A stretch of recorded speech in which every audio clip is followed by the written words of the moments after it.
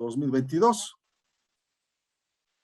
que la caractericé, así como hice análisis cada año, que ahora esta prioriza empresas públicas y de distribución del ingreso. Para ello tengo este contenido, uno de motivación, nos vamos a tratar brevemente el presupuesto en su contexto normativo conceptual, lo más rápido, las variables macro de estructura de presupuesto 2022 y unas conclusiones. Tenemos esta motivación en donde financiar con deuda pública el presupuesto sostenible. A la fecha tenemos $1,100 por habitante y ya tenemos que pagar la deuda. Y los bebés que van a recién nacer ya van a nacer, bueno, con la deuda bajo el brazo. Por otro lado, financiar empresas públicas sí es sostenible. Ahí apreciamos varias empresas en las cuales se está enfocando el actual presupuesto, como también aquellas que están dependiendo de SEDEN, que es una especie de incubadora, pero todos con problemas de carácter financiero técnico. Por otro lado, continuar con el presupuesto, la redistribución del ingreso si esto es sostenible. Ahí podemos apreciar los diversos bonos y subvenciones que actualmente tiene focalizado la actual administración gubernamental desde el 2006 a la fecha. Y ahora entramos realmente, ¿qué es el presupuesto? ¿Qué se refiere en utilizar crédito externo para financiar gasto público? Que esto va a afectar a la generación presente como lo está haciendo actualmente y futuro de una sociedad por comprometer ingresos públicos futuros que van a tener que pagar el costo de este endeudamiento. Es importante que el presupuesto general del Estado sea tratado en audiencias públicas. Sí, porque los ciudadanos financiamos al Estado con el pago de nuestros impuestos y eso se hacía durante el siglo XX y parte del siglo XXI. Esto se cesó a los ciudadanos y en 4 paredes se reúnen y aprueban y elaboran un informe técnico y lo único que hacen es suscribir el informe técnico para que pase a la Cámara de Diputados, luego al Senado y se apruebe en plenario. El Estado realiza bien todas las actividades que intenta realizar. Es una pregunta que todos, cada uno conocemos en nuestra vivencia, en nuestra experiencia, que hemos estado en el sector público-privado, en la academia. ¿Podría ser eficientemente su papel económico? Es otra respuesta que cada uno de nosotros tenemos. El presupuesto es el único instrumento que se registra todas las políticas económicas nacionales, sectoriales, regionales, en términos de números, en cifras, ingresos, gasto y financiamiento para la ejecución de las políticas públicas. De su importancia. No se aprueba, por ejemplo, el programa monetario en la Asamblea, pero el único instrumento es la política económica a través del presupuesto. Este presupuesto registra también cifras de la estrategia de desarrollo que tiene la administración gubernamental, objetivos, prioriza actividades, asignaciones de recursos reales financieros. Por otro lado, este presupuesto público se diferencia del presupuesto privado que también tienen las empresas privadas. Esto porque se sujeta a normas, principios, procesos, procedimientos y metodología. Y para ello está respaldado básicamente en la constitución política en nuestro país, en los diferentes países del mundo. Para ello se requiere contar con recursos, principalmente dinero doméstico, dinero, divisas, y todo eso traducir en una información presupuestaria y contable que va a permitir luego que cada institución y los hacedores de política puedan guiarse por este instrumento. El proceso presupuestario también tiene fechas a cumplir y eso es ineludible que se debe respetar las fechas. La formulación aproximadamente se realiza agosto-octubre, el órgano ejecutivo con todo el sector público, se discute, aprueba entre noviembre y diciembre legislativo. Les comento que ya se aprobó, por lo menos se tiene aprobado primero de diciembre en la Comisión de Diputados, pero por los representantes de oficialistas, y debe tratarse con el resto de representantes para que esto pueda luego aprobarse, pasar a plenario, a senadores, para que ahí se trate este documento importante. La ejecución del presupuesto, el periodo fiscal en nuestro caso es el 1 de enero, 31 de diciembre. Todo el sector público, control de evaluación está programado que sea trimestral, sector público, y el cierre contable ineludiblemente el 31 de diciembre de cada año. ¿Quiénes son los que van a tratar este tema de la parte del presupuesto, de la formulación presupuestaria? El órgano ejecutivo, donde va a hacer la coordinación con todo el sector público, y luego pasar al órgano legislativo para que se haga su función, su competencia legislativa de análisis y tratamiento y aprobación. Por otro lado, en síntesis, debemos señalar lo siguiente. El presupuesto permite que se identifique objetivos, metas según las políticas públicas. Luego se refleja esto en estructuras programáticas de gasto de carácter institucional y se organiza todos los insumos que se va a utilizar en estos programas de carácter institucional. Ahora viene la parte más importante, la actual proyecto de ley de presupuesto, porque es como se ve que se trata en el legislativo. Y esto logré conseguir el día de ayer, recién en la noche. Entonces, el proyecto de ley está dividido de esta forma. Capítulo primero, disposiciones generales. Como todos los años, desde la reforma presupuestaria en Bolivia en 1990, a la fecha no se modificó esta primera parte. El objeto se refiere a que trata de aprobarse el presupuesto. Luego, el artículo 2, aprueba el presupuesto agregado y consolidado en términos de cifras. El artículo 3, el ámbito de aplicación, todo el sector público. ¿Quién? Aloya. Todo el ámbito de aplicación es todo el sector público financiero no financiero. El artículo 4, la responsabilidad. Lo conociera. Es decir, ¿qué pasó? todo el sector público está sujeto a toda la normativa. Ay, a mí no me gustaba el Luego, el artículo 5, Bueno, yo, perdón. tenemos el tema de endeudamiento. Esto sí que es algo Un minutito, por favor. A ver, nos estamos... Un momentito, por Yo, favor. No, nadie dice que no. que no tienen hambre ustedes. Perdón, no tienen hambre. Estás muerto de hambre. No, pero... Hay un RL que está perturbando. Es el Roberto que nos está haciendo despelote. Sí. Y yo no puedo, yo no soy la anfitrión, yo no puedo anularlo. Ya. Joder.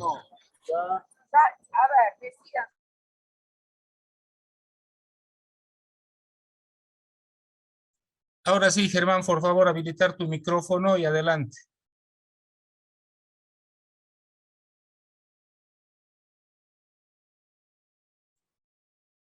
Germán, por favor, habilitar tu micrófono y adelante. Ahora sí.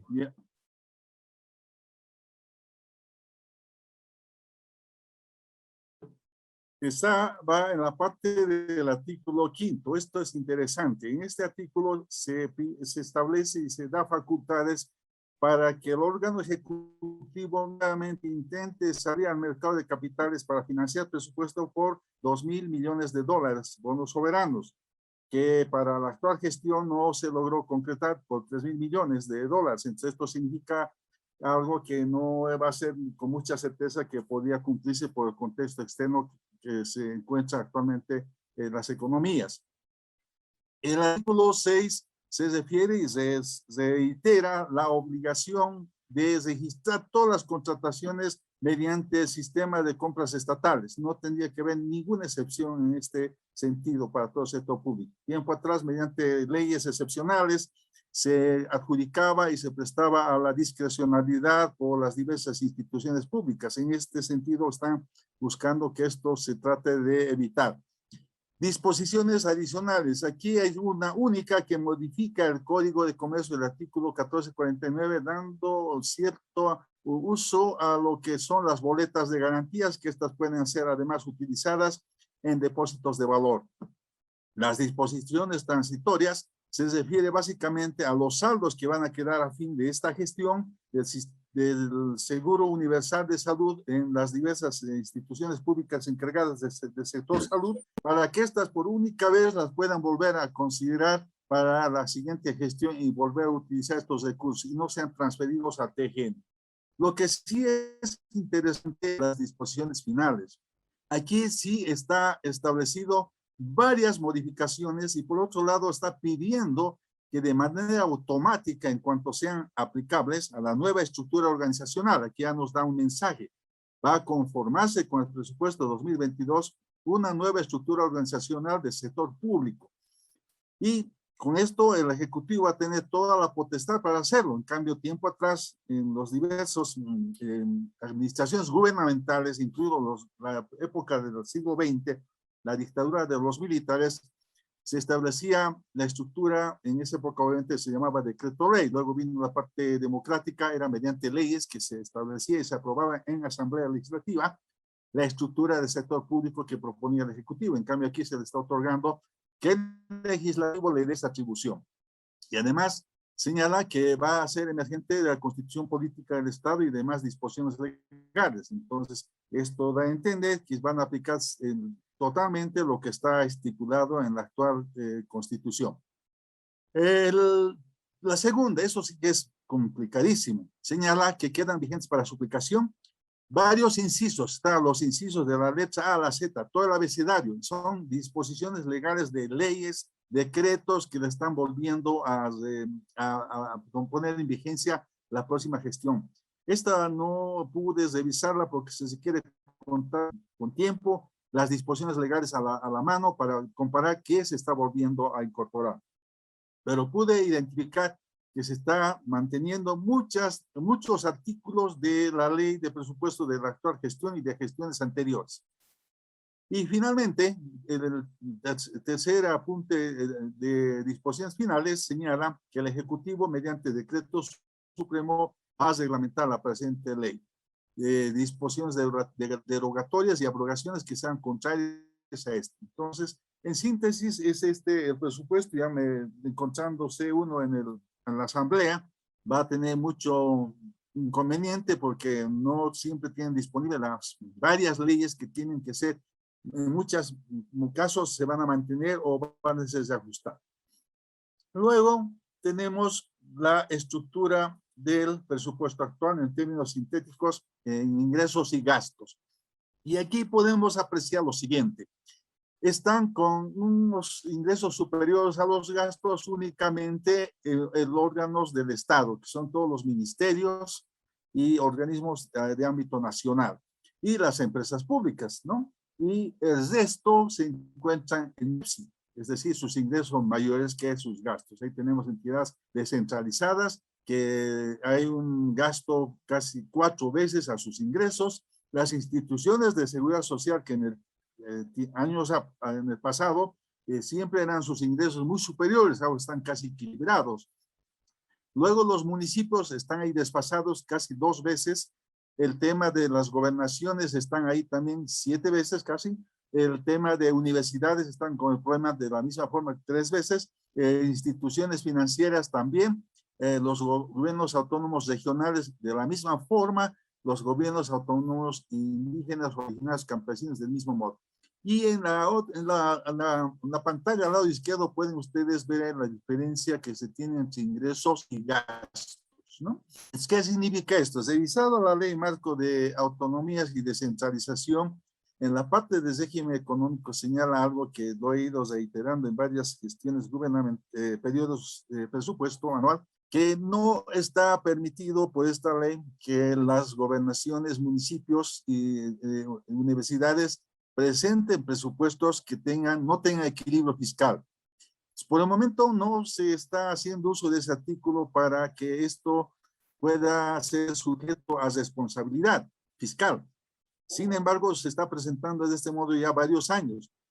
Seguramente lo están usando de esta forma por diversas razones que en el tiempo nos señalará de qué forma la Administración Gubernamental Nacional va a utilizar en ese sentido. Ahora vamos a apreciar el tema de las subvenciones. ¿Cómo está en cifras en el actual proyecto de presupuesto? La subvención a los servicios básicos, ahí tenemos 125.6 millones de bolivianos, que significa 2.5%. Alimentos, 168.1, 3.4%. Incentivos hidrocarburos, ahí sí que es lo más fuerte, son 4.794.6 millones de bolivianos, que significa 94.1%. Luego tenemos las políticas sociales o los bonos. Juancito Pinto, 479 millones, a más de 2 millones de personas beneficiaría. Juan Azuroy, 166 millones. El mensual para personas con discapacidad grave, muy grave, 157 millones. El Seguro Universal Prenatal por la Vida, 163. Renta Dignidad, 5.834 millones. Haciendo un total de aproximadamente 1.000 millones de dólares. Luego, el presupuesto para pensiones. Aquí se ve también un incremento de 3% por los diferentes sistemas, ¿no? Sistemas de parto, compensación de cotizaciones y otros. En otros está el régimen especial que tienen los militares y los policías. Las transferencias a las entidades territoriales, también un crecimiento de 4.7, donde podemos apreciar que los crecimientos son muy relativos y además con presupuesto programado del 2021 que en gran porcentaje no se está cumpliendo y no creo que estos montos puedan lograrse cumplirse para la siguiente gestión por el contexto en que se encuentra nuestro país. En resumen, continúa elevado el déficit fiscal que está programado 8%, que creo que todavía está subestimado por los bonos de 2.000 millones de dólares que está para que sea 8%, porque es muy evidente que esto no va a concretarse con mucha certeza. ¿Por qué motivo? Porque este año no han logrado colocar los 3.000 millones de dólares. Por otro lado, para financiar la brecha fiscal se va a utilizar recursos provenientes de crédito interno y externo. El presupuesto 2022 utiliza en los ingresos el cálculo del barril de petróleo 50.47, superior en 8.47 al presupuesto actual vigente, ¿no? Que significa un 20.2%. El resto de precios de los productos de exportación, minerales, la soya, que generalmente se presentaba en gestiones anteriores, no se tiene esa información de forma pública de acceso fácil, entonces no se conoce cómo han tomado en cuenta. Por otro lado, no sabemos tampoco la cantidad que se va a vender de estos productos de exportación. ¿Cuáles son las variables macroeconómicas que se tiene estimada para el 2021? Y aquí hago una comparación del promedio 2006-2019 de la actual administración gubernamental en sus 3 periodos presidenciales. Y se ve que, por ejemplo, el tema de la tasa de crecimiento del PIB sí está por encima del promedio del periodo 2006-2019. Y en el tema de la tasa de inflación, sí, también vemos, aquí sí se ve que está por debajo del promedio que se tuvo en el periodo de los 3 periodos presidenciales anteriores. El resultado fiscal, sí, ahí está por encima 8 veces respecto al promedio que se tenía en el periodo 2006-2019. Y lo que sí es que salta rápidamente aquí a mostrarnos cómo se ha expandido el gasto. El presupuesto consolidado del sector público está en el promedio, era 184.630 millones, ahora casi tenemos 235.090, 1.5 veces respecto a lo que fue el promedio.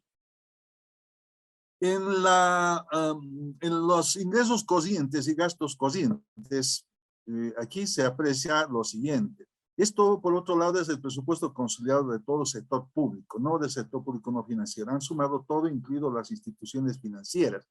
Y vamos a directamente, para ser respetuoso del tiempo, el año 2022 están programando un ahorro público de más de 3.000 millones de bolivianos, frente al 2021 que se tiene un desahorro de más de 8.000 millones.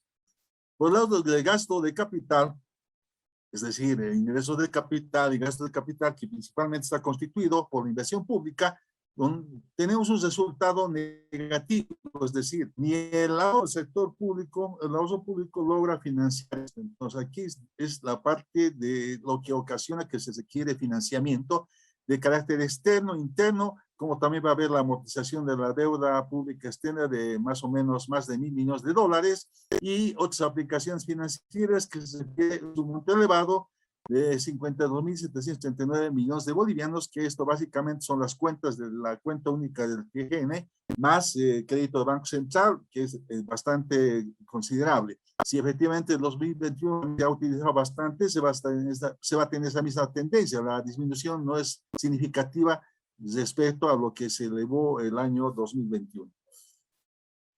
La inversión pública, ¿cómo está constituido? Los recursos van a usar externos 43% y internos 57%.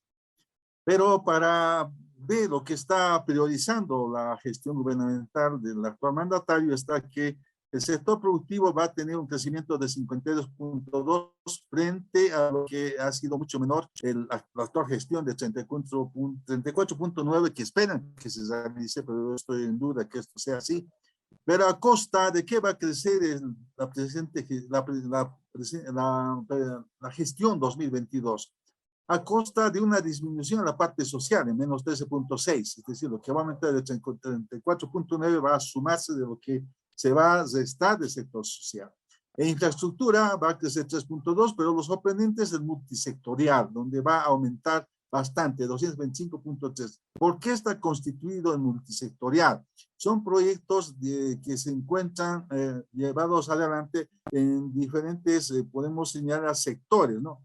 Este sector riego, sector agropecuario, sector infraestructura y también junto con otro sector. Entonces eso es lo que va clasificándose como multisectorial. Va a haber un crecimiento bastante significativo de más de 200% frente a lo que ha sido anteriormente en la gestión 2021.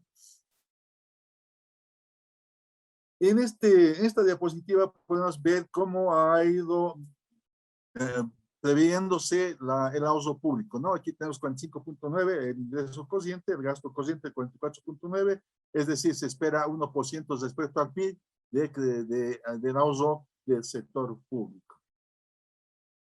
En la parte de presupuesto podemos señalar lo siguiente. En la parte de recursos se incorpora todos los recursos que se va captando, pero este monto es de carácter indicativo, por eso lo voy presentando. No significa que solamente debían recaudar eso, puede ser mucho más o puede ser también menor. En cambio, por el lado del gasto es donde va el control de la Asamblea y del Ejecutivo en las instituciones públicas, de que son las asignaciones límites máximos de gasto de los cuales no puede ninguna institución salirse de esas asignaciones. Ya en la parte de conclusiones ya podemos apreciar, ¿no? Con el déficit fiscal respecto al PIB. Vemos una tendencia, eso es lo que vamos a apreciar, que va cayendo bastante. El 2021 se espera que sea 9.7 y el programado está que sea 8%. Este 9.7 se cumpliría si es que no van a atender los comprobantes de gasto C31 del sector público y lo van a trasladar para el siguiente año para que sea ese monto, porque hay muchas obligaciones que están pendientes de pago del sector público, dentro del sector público como con el sector privado.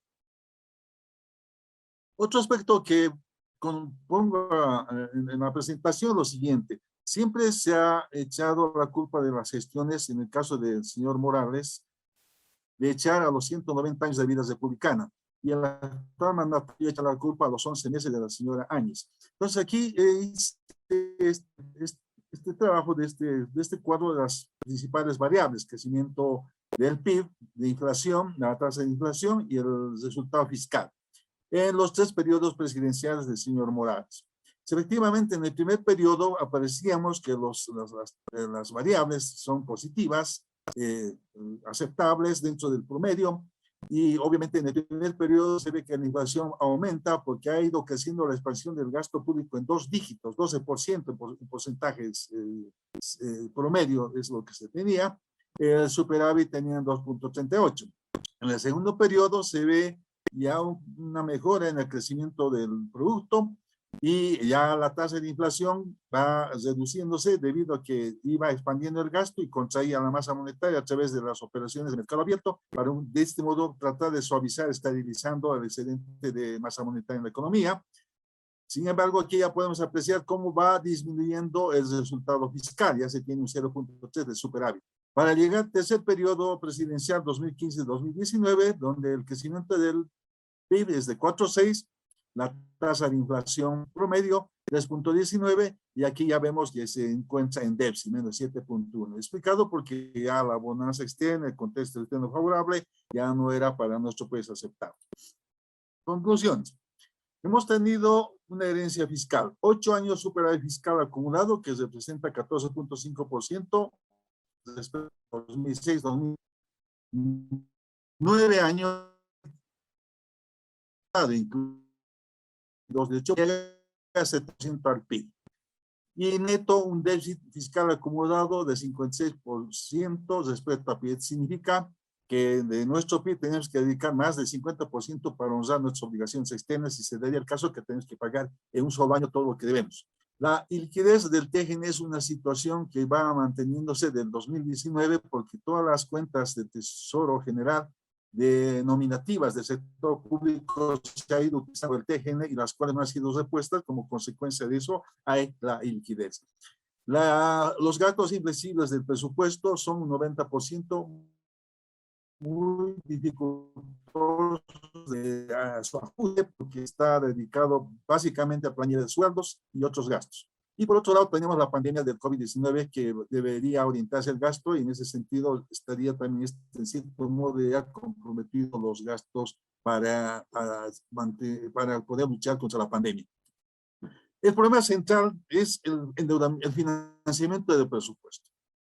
El presupuesto 2022 mantiene la expansión del gasto público, del fiscal financiado con desahogo público, crédito externo y crédito interno. Y aquí utilización de lo que es el crecimiento económico, el balance global fiscal. ¿Qué es lo que nos vamos a concentrar? Aquí está 2014-2022. En este sentido, hago la relación, una aproximación de algo que sacó la Fundación en los años 2019 adelante y mantengo el resto de años que están ya cifras oficiales. Y la última fila, les pido que nos concentremos qué significa esta última fila, no nos interesa mucho el resto, ya sabemos los resultados. Entonces, respecto al crecimiento económico real. Entonces, el 2014 significaba que para que crezca el PIB nominal un boliviano nos endeudamos en 60 centavos y va subiendo ya en 1.4, 1.7, 1.9, 1.9 bolivianos. Aquí el 2019 ya era elevado para que crezca el PIB nominal un boliviano, bolivianos. El 2020 ya es crítico, ya no teníamos que endeudarnos para poder que crezca el PIB nominal, sino teníamos que más bien pagar, prestarnos, financiarnos crédito externo y además de eso inmediatamente amortización e interés. Para el 2021, con las cifras que se tienen todavía preliminares, es para el PIB nominal boliviano ya sería que se debe endeudar 2.2 bolivianos. Y para 2022 se está esperando que para que crezca el PIB nominal un boliviano tenemos que endeudarnos 1.6. Y para cesar,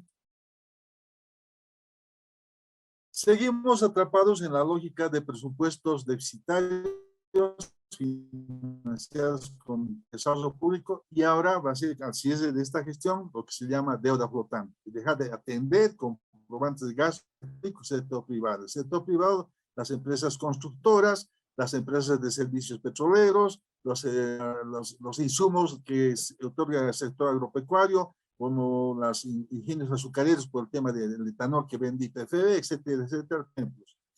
Cada vez las obligaciones van a ser mayores. La economía estará más vulnerable y susceptible al incumplimiento del pago de la deuda.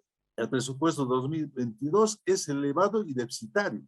El proyecto que se está haciendo actualmente, se está pretendiendo lograr con el tratamiento y la aprobación de esta ley, transfiere atribuciones del legislativo al ejecutivo, lo cual no debería ser.